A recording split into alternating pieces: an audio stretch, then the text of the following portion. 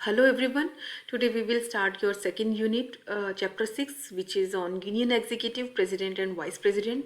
In this video, I would like to introduce with the President his working, his powers and functioning. First of all, I would like to explain what is the meaning of Union Executive and how organs it has. Means Bharat की संघीय कार्यपालिका जो है वो क्या है। देखिए, देश में शासन व्यवस्था को चलाने के लिए, प्रशासन व्यवस्था को चलाने के लिए, कानून बनाने के लिए, लॉ और ऑर्डर को मेंटेन करने के लिए कार्यपालिका बनाई गई है। तो ये दो स्तर पर काम करती है, एक संघीय कार्यपालिका और एक राज्य कार्यपालिका। संघीय कार्यपालिका यानी कि केंद्रीय स्तर की, यानी कि पूरे देश में जो चलाती है, जैसे कि प्रधानमंत्री है, उनका मंत्रिमंडल है, राष्ट्रपति है, उपराष्ट्रपति हैं, ये संघीय कार्यपालिका के अंग हैं। यहाँ पर चैप्टर 6 में हम संघीय कार्यपालिका के दो पहले महत्वपूर्ण अंगों को, राष्ट्रपति और उपराष्ट्रपति को डिस्कस करने वाले हैं। जो नेक्स्ट चैप्टर है, चैप्टर 7 में हम संघीय कार्यपालिका के दो और महत्वपूर्ण अंग जो है प्रधानमंत्री और उनके मंत्रिमंडल को डिस्कस करेंगे। तो संघीय कार्यपालिका में मैंने जैसा बताया कि ये 4 महत्वपूर्ण अंग आते हैं। इसी तरह से जो राज्य कार्यपालिका, उसमें राज्यपाल, मुख्यमंत्री का जो मंत्रिमंडल है, मंत्री परिषद है, वो इसके अंदर शामिल होते हैं। तो इस तरह से ये हमारी संघीय कार्यपालिका जो है काम करती है। अब आते हैं प्रेसिडेंट पे। देखिए, राष्ट्रपति जो है, राष्ट्रपति के बारे में आपको पता ही होगा कि भारत का प्रथम नागरिक है, भारत का राज्याध्यक्ष कहलाता है। और ये भी कहा जाता है कि सारी शक्तियां जो हैं राष्ट्रपति के अंदर निहित होती हैं। तो इस प्रकार से हम कह सकते हैं कि राष्ट्रपति का जो पद है एक बहुत ही महत्वपूर्ण और बहुत ही शक्तिशाली पद है। लेकिन ये सिर्फ संविधान के अनुच्छेदों में लिखा है, वास्तविकता कुछ और है। वास्तविकता को अगर आप जानेंगे तो आपको लगेगा जो राष्ट्रपति हैं, राष्ट्रपति महोदय सिर्फ नाम मात्र के राज्याध्यक्ष हैं। वास्तविक राज्याध्यक्ष की जो भूमिका है वो प्रधानमंत्री और उनका मंत्रिमंडल निभा रहा है। क्योंकि कौन सा सदन में बिल पास होना है, कौन सा कानून बनना है, किसको लाभ होना है, किसको हानि होना है, देश को कैसे चलाना है, इसको सोचने की शुरुआत और पूरी प्रक्रिया जो है कानून बनने की, वो सारी प्रक्रिया प्रधानमंत्री और उनका मंत्रिमंडल या संसद के दोनों सदनों द्वारा होता है। तो राष्ट्रपति का कोई रोल नहीं है, कोई भी इनिशियल स्टेप या प्रथम कदम लेने का देश की शासन व्यवस्था में। उनका काम कितना है? उनका काम है जब बिल पास हो जाए, जब कोई कानून बनने वाला हो, तो सिर्फ अंतिम चरण में क्या करना, सिर्फ हस्ताक्षर करना। इसी वजह से राष्ट्रपति को एक नाम मात्र का राज्याध्यक्ष कहा जाता है, एक रबर स्टैंप भी कहा जाता है, कि वास्तविक तौर पर इसके पास कोई शक्तियां नहीं है। संविधान ने इसे बहुत शक्तिशाली कह तो दिया है, लेकिन वास्तविकता में ऐसा कुछ है नहीं। अब ये प्रूव कैसे होगा? ये कुछ आर्टिकल्स के तहत प्रूव होगा। तो सबसे पहले मैं आपको इसमें एक्सप्लेन करना चाहती हूँ कि इंपॉर्टेंट क्वेश्चन इस चैप्टर से कौन आते हैं। बहुत इंपॉर्टेंट क्वेश्चन है, सारे वीडियोज़ बहुत ध्यान से देखिएगा आप। तो इसमें स्टूडेंट्स 2 क्वेश्चन जो है बहुत इंपॉर्टेंट उठ के आते हैं। पहला क्वेश्चन है, राष्ट्रपति जो है उनकी योग्यता क्या है, उनके निर्वाचन का तरीका क्या है, प्रमुख और भी बहुत से प्रमुख तथ्य हैं, वहाँ भी वो कैसे चलता है, कौन से प्रिविलेजेस यानी विशेषाधिकार राष्ट्रपति को मिले हुए हैं, राष्ट्रपति को क्या पुनर्निर्वाचित किया जा सकता है, राष्ट्रपति को चुने जाने की अवधि कितनी है। ये सारे जो है, एक 16 नंबर का क्वेश्चन कई बार पूछा गया, तो उसके लिए हम डिस्कस करेंगे। और दूसरा महत्वपूर्ण क्वेश्चन जो पूछा जाता है वो कि राष्ट्रपति के पास कितनी शक्तियाँ हैं और वो अपना काम कैसे करते हैं। राष्ट्रपति की शक्तियां, कार्य और स्थिति, ये 16 नंबर का क्वेश्चन आता है। तो फिलहाल हम इस वीडियो में जो है राष्ट्रपति की योग्यता और चयन के तरीके के बारे में हम डिस्कस करेंगे। फिर आते हैं महत्वपूर्ण अनुच्छेद। जब आप भूमिका लिख रहे हैं, जो कि मैं ऑलरेडी डिस्कस कर चुकी हूँ फर्स्ट स्लाइड में, तो उस भूमिका को लिखने के बाद आप या भूमिका के अंदर भी आप कुछ अनुच्छेद लिख सकते हैं। खासतौर पर अनुच्छेद 52, जिसमें बताया गया कि भारतीय संविधान कहता है कि भारत का एक राष्ट्रपति होगा। उसके बाद अनुच्छेद 53 जो ये कहता है कि जो कार्यपालिका है, कार्यपालिका जो भी काम करेगी वो सारी शक्ति वास्तव में राष्ट्रपति में निहित होगी। कार्यपालिका की सारी शक्ति राष्ट्रपति में निहित होगी, ऐसा कहते हैं। इस तरह से 54 जो है राष्ट्रपति के चुनाव, 55 चुनाव की विधि, 56 की समयावधि, कितने समय तक रह सकते हैं, 57 पुनर्निर्वाचन, 58 योग्यता, इन सब के बारे में डिस्कशन करता है। तो यहाँ पर जो इम्पोर्टेंट हमें अनुच्छेद याद करने हैं वो 52 और 53 है। तो इसके अलावा भी हम अगर अगर आप ध्यान रख सकते हैं तो इन कुछ आर्टिकल्स को आप ध्यान रख सकते हैं। तो भूमिका बनाने के बाद, इन आर्टिकल्स को डालने के बाद भूमिका के अंदर आप 2 डेफिनेशंस भी अपनी बुक से लेकर 2 डेफिनेशंस आप जरूर लिखेंगे। उसके बाद अब हम आते हैं कि हमारे राष्ट्रपति हैं कौन। आप सभी को पता है कि हमारे राष्ट्रपति माननीय श्री रामनाथ कोविंद हैं, जो कि देश के 17वें राष्ट्रपति हैं। तो एमसीक्यू में पूछा गया था कि रामनाथ कोविंद जी कौन से नंबर के राष्ट्रपति हैं, तो 17th आपको इसमें अच्छे से ध्यान रखना है। इंट्रोडक्शन में इंपॉर्टेंट आर्टिकल जो आपको बहुत ज़्यादा जरूरी है लिखने, वो 52 है, जो मैंने बताया है कि अनुच्छेद 52 क्या कहता है कि भारत का एक राष्ट्रपति होगा। 53 क्या कहता है कि कार्यपालिका की सारी शक्तियां जो है राष्ट्रपति में निहित होगी। और अनुच्छेद 74 क्या कहता है? अनुच्छेद 74 कहता है कि राष्ट्रपति को परामर्श देने के लिए एक मंत्रिमंडल होगा और उस मंत्रिमंडल का मुखिया प्रधानमंत्री होगा। यानी कि राष्ट्रपति अपनी तरफ से कोई भी इनिशिएट नहीं कर सकते हैं, कोई भी कानून बनाने का प्रारंभ या कोई भी स्टेटमेंट नहीं दे सकते हैं। उनको हमेशा सहयोग करने के लिए, उनके साथ या उस चीज़ की शुरुआत करने के लिए, परामर्श देने के लिए हमेशा प्रधानमंत्री उनका मंत्रिमंडल रहेगा। बहुत इंपॉर्टेंट है। पूरे संविधान में कहीं भी प्रधानमंत्री शब्द का इस्तेमाल नहीं हुआ है, सिर्फ अनुच्छेद 74 है जहां पर प्रधानमंत्री नाम का जिक्र हुआ है पहली बार। देखिए, प्रधानमंत्री बहुत महत्वपूर्ण पद है। यह आप देख सकते हैं अपने आज के भारत के, अगर आप लोकतांत्रिक ढांचे में देखें तो प्रधानमंत्री का पद बहुत महत्वपूर्ण होता है। लेकिन देखिए, संविधान में कहीं भी इसका जिक्र इतना नहीं होता है, आर्टिकल 74 को छोड़कर। तो इस तरह से क्या कह सकते हैं कि प्रधानमंत्री बहुत इंपॉर्टेंट है। वास्तविक राज्याध्यक्ष भी वही हैं, लेकिन हमारे यहाँ पर संविधान क्या कह रहा है कि राज्याध्यक्ष राष्ट्रपति हैं। तो इस तरह से जो है यहाँ पर मैंने डिस्कस कर दिए हैं, तीनों आर्टिकल्स अच्छे से पढ़े। अब आते हैं योग्यताएं। राष्ट्रपति को राष्ट्रपति बनने के लिए कौन कौन सी योग्यताएं होनी चाहिए? तो ये बहुत इजी सी योग्यताएं हैं। सबसे पहले भारत का नागरिक होना चाहिए। दूसरा, उनकी आयु जो है 35 वर्ष वो पूरी कर चुके हों। ये बहुत इंपॉर्टेंट है, एमसीक्यू कई बार पूछा गया है कि राष्ट्रपति बनने के लिए कम से कम कितनी वर्ष की आयु होनी चाहिए। तीसरा है, लोकसभा सदस्य बनने की योग्यता रखता हो। अब जब हम थर्ड यूनिट शुरू करेंगे तो उसमें संसद के दोनों अंगों, लोकसभा और राज्यसभा की हम बात करने वाले, उसमें लोकसभा के सदस्य बनने की योग्यताएं लिखी हुई होंगी, तो वो मैं आपको वहाँ पर डिस्कस करूँगी। फिलहाल के लिए इतना ही याद रखें कि लोकसभा का सदस्य बनने की योग्यता रखता हो वही राष्ट्रपति बन सकता है। फिर आते हैं लाभ के पद पर ना हो। देखिए, किसी भी सरकारी पद पर ना हो, यानी सरकार से कोई लाभ, पेंशन, वेतन ना पा रहा हो, ना वो राज्य सरकार के अंतर्गत ना ही वो केंद्रीय सरकार के अंतर्गत कार्य कर रहे हों।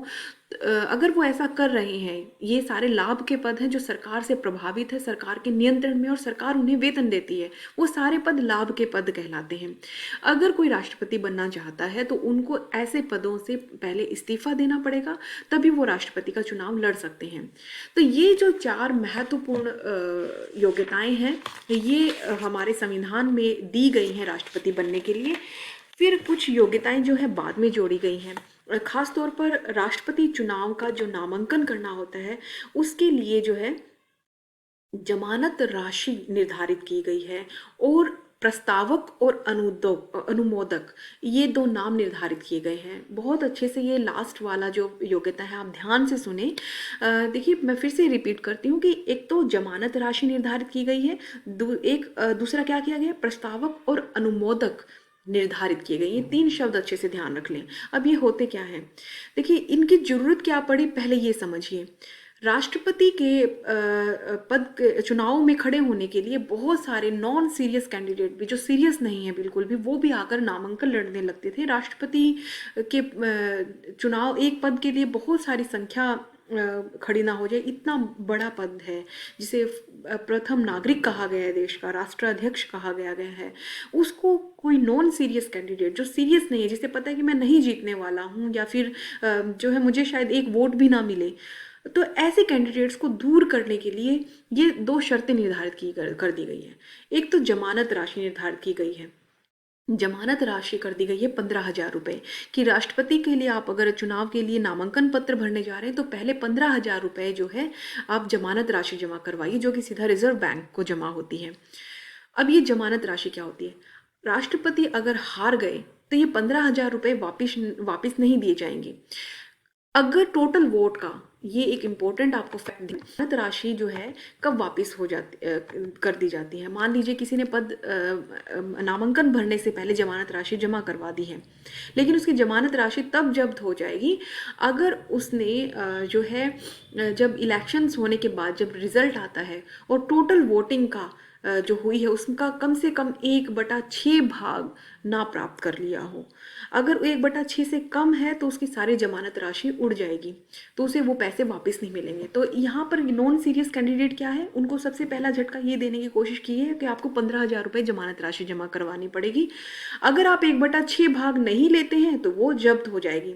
ये प्रॉब्लम जब इनिशियल हम स्टार्टिंग में देखते हैं तब आया था। बहुत सारे नॉन सीरियस कैंडिडेट राष्ट्रपति के पद के लिए खड़े हो जाते हैं जिनको एक सिंगल वोट भी नहीं मिला, लेकिन वो खड़े हो गए। इससे संख्या बढ़ गई, कंफ्यूजन हो गया।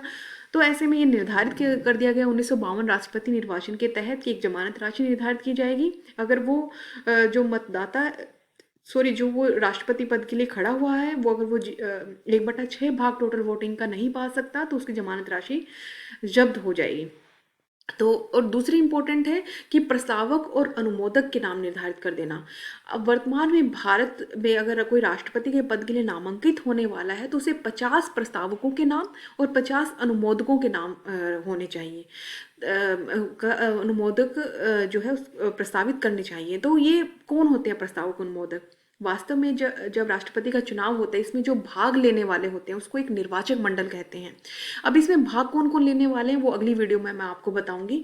अभी के लिए इतना आप समझें कि निर्वाचक मंडल है, उस निर्वाचक मंडल के 50 सदस्य ये कह दें कि एक प्रस्तावक की तरह है, यानी कि समर्थक, प्रस्तावक मतलब समर्थक की तरह है कि हम समर्थन करते हैं कि ये जो फलाना व्यक्ति है ये राष्ट्रपति के लिए खड़ा हो जाए। 50 प्रस्तावक हो गए, तो 50 अनुमोदक भी होना चाहिए, यानी कि जो अनुमोदन करते हैं, यानी कि जो कि नाम पेश करेंगे आगे, जो हस्ताक्षर करके आगे भेजेंगे कि हम जो है इसे राष्ट्रपति पद के नामांकित करने के लिए अनुमोदन करते हैं, नाम आगे भेजते हैं। तो इस तरह से 50 प्रस्तावक होने चाहिए, 50 अनुमोदक। अब ये निर्वाचक मंडल के 50 प्रस्तावक और अनुमोदक मिलना बहुत मुश्किल प्रक्रिया है। अब कोई भी नॉन सीरियस कैंडिडेट खड़ा होगा, उनको 50 प्रस्तावकों और 50 अनुमोदकों के हाँ मिलना बहुत मुश्किल काम है। इससे क्या होगा, नॉन सीरियस कैंडिडेट हट जाएंगे। 1952 में सिर्फ ये संख्या दो थी, 2 प्रस्तावक 2 अनुमोदक। फिर 1974 का एक नया संसद ने राष्ट्रपति निर्वाचन अधिनियम लागू किया जिसमें कि 10 प्रस्तावक और 10 अनुमोदक की संख्या आई और जो जमानत राशि है 2500 कर दी गई। लेकिन 1997 में क्या किया गया, ये बढ़ा दी गई संख्या, 15,000 जमानत राशि कर दी गई और 50 प्रस्तावक और 50 अनुमोदकों की संख्या निर्धारित कर दी गई। तो ये एक इम्पोर्टेंट फैक्ट है जो योग्यताओं से संबंधित आपको ध्यान रखना है। तो ये योग्यताएं हैं राष्ट्रपति बनने के। इसके बन जाता है कितने वर्षों तक बनता है, तो राष्ट्रपति जो है 5 वर्ष के लिए चुना जाता है। 5 वर्ष के लिए वो शपथ लेता है। इस बीच क्या हो सकता है, वो त्यागपत्र दे सकता है, तभी उसका टेन्योर कम हो सकता है, या फिर वो खुद से रिटायरमेंट यानी त्यागपत्र ले ले, या फिर वो उसके ऊपर महाभियोग चला जाए। महाभियोग क्या है वो मैं आपको आने वाले उसमें बताऊंगी।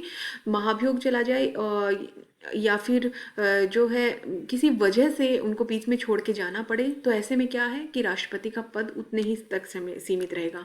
फिर अगले 5 साल के लिए राष्ट्रपति का जो रिक्त पद हो गया है उसको 6 महीने के अंदर अंदर भरने की प्रोसेस शुरू हो जाएगी। तो मोटा मोटा कहने का मतलब ये है कि प्रधानमंत्री का समयकाल कितना होता है, राष्ट्रपति का समयकाल कितना होता है, 5 साल होता है। तो यहाँ पर आपके लिए क्वेश्चन है कि who is the first president of India, Bharat के प्रथम राष्ट्रपति कौन थे और वो कितने समय तक रहे। ये आपके लिए इंपॉर्टेंट क्वेश्चन है। आप इसको अपना जब रोल नंबर लिखेंगे तो कमेंट सेक्शन में जरूर लिखिएगा। तो री इलेक्शन यानी कि पुनर्इलेक्शन हो सकते हैं। जैसे राष्ट्रपति अमेरिका में जब चुना जाता है तो वो राष्ट्रपति 2 टेन्योर के लिए यानी कि 5 वहाँ 4 साल के लिए बनता है, तो 4 साल के लिए 2 बार बन सकता है राष्ट्रपति। लेकिन भारत में ऐसा कुछ है नहीं, भारतीय संविधान इस बारे में मौन है। री इलेक्शन की या पुनर्निर्वाचन के बारे में कहीं भी नहीं बताया राष्ट्रपति का।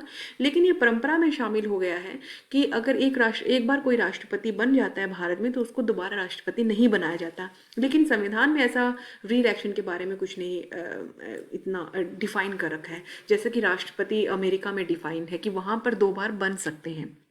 भारत में परंपरा के अनुसार एक बार ही है। फिर है उत्तराधिकारी नियुक्त कर सकते हैं क्या, सक्सेशन हो सकता है? नहीं, जैसे कि महारानी, ब्रिटेन की जो महारानी है उत्तराधिकारी सुनिश्चित कर सकती है, तो लेकिन भारत में ऐसा नहीं है। राष्ट्रपति जो बन जाता है वो अपने किसी बच्चे को या अपने किसी जानकार को राष्ट्रपति नहीं बना सकता है। भारत में अप्रत्यक्ष तौर पर निर्वाचन प्रक्रिया द्वारा ही राज्याध्यक्ष को चुना जाता है, वंशानुगत नहीं है, जैसे कि इंग्लैंड की महारानी जो है उत्तराधिकारी आगे अपना चुन देती है, वैसा नहीं है भारत में। भारत एक लोकतांत्रिक देश है, तो यहाँ पर चुनकर राष्ट्रपति को अप्रत्यक्ष तौर पर चुनकर भेजा जाता है। सैलरी एंड अलाउंसेज यानी वेतन भत्ते कितने, ये आपका फेवरेट पॉइंट है, आप बुक में से देख लेना। बाकी प्रिविलेजेस क्या है, राष्ट्रपति को बंदी नहीं बनाया जा सकता, राष्ट्रपति पे मुकदमा नहीं चलाया जा सकता, बहुत सारे प्रिविलेजेस हैं जो हम नेक्स्ट वीडियो में एक्सप्लेन करेंगे। Thank you.